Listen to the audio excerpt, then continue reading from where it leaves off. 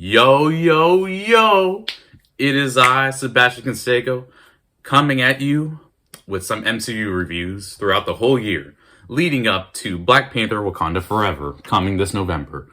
I say Black Panther: Wakanda Forever and not Thor: Love and Thunder because Thor: Love and Thunder comes out in like July, and I don't want to rush about 30 or 40 plus reviews in like the span of 2 months. That would be definitely really crazy. And also I have other videos planned too.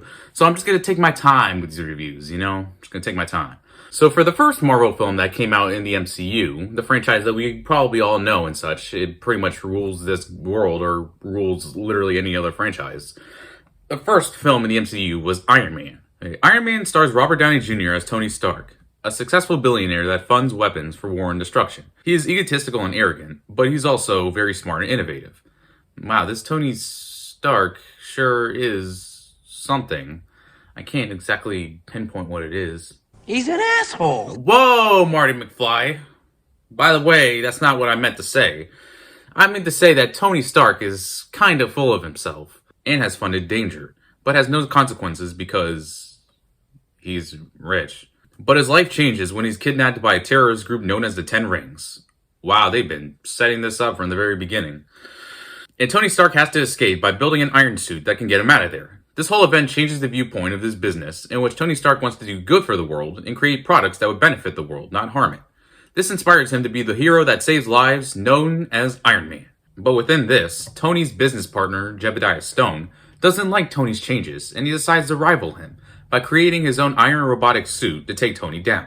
It's the rival of the century. Two sides trying to do the most impact on each other's tech, with Tony's partners, Happy Hogan and Pepper Potts, helping Tony do the most that he needs to stop Jebediah's plan. Oh, and there's also Terence Howard plays James Rhodes, who is a friend of Stark, and does the acquisitions in the United States Air Force within Stark Industries. He is nice in this film, but I think his recast in Iron Man 2 was actually better for the James Rhodes character, aka War Machine. I just like their chemistry better in Iron Man 2 and beyond.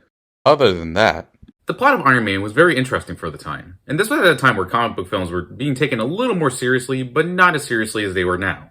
But with a couple of golden films in the 2000s, there were a plethora of bad comic book films, so Iron Man stood out of the crowd with it being really good at the time. Iron Man is a great film that humanizes Tony Stark and his arc of being a lethal protector of the world. His character arc is reminiscent of the Moses story, but this story is set within the context of technology and our obsession of it, which is actually pretty clever. Another thing is that Tony Stark is extremely smart and innovative, and Robert Downey Jr., he is fantastic in this movie. Hell, I would say that he is the goddamn movie. This movie was a huge comeback role for him after him having a shaky past, but his comeback would later have him become the face of the Infinity Saga, which phases 1 through 3 of the MCU is called.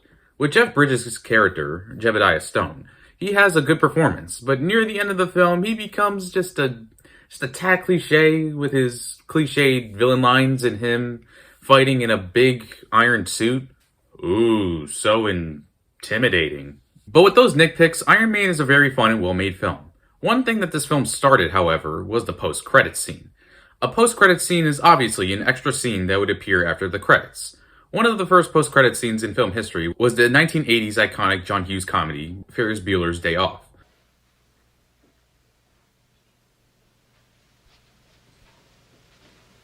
You're still here? It's over.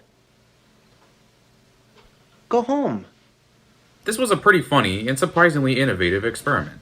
The first post-credits scene of what would later be a franchise that would make people stay after the credits for Marvel films, and also many other films too, is a scene in which Nick Fury is introduced, and he tells Tony Stark about an initiative that he is starting, which would later be the Avengers Initiative. And this would later be the launching pad to the franchise that we would all know today. With all that stated, I give Iron Man a B+. Like I said earlier, I'll be dropping MCU reviews occasionally throughout the whole year, leading up to Black Panther: Wakanda Forever, which is dropping in November. I'm taking my time with these reviews, so stick with me here. So what's the next MCU film that I have? The Incredible Hulk? It could be interesting. Let's see. Let's continue through phase 1 of the MCU, coming at you real soon. If you like what you see here, please like and subscribe. So long.